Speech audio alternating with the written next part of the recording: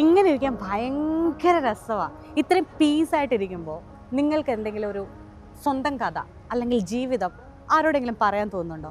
അങ്ങനെ ഉണ്ടെങ്കിൽ എന്നെ വിളിച്ചു. ഞാൻ പുതിയൊരു ചാനൽ തുടങ്ങുവാണ്. റീൽസ് ആൻഡ് റിയൽ മീഡിയ എന്നാണ് ചാനലിൻ്റെ പേര്.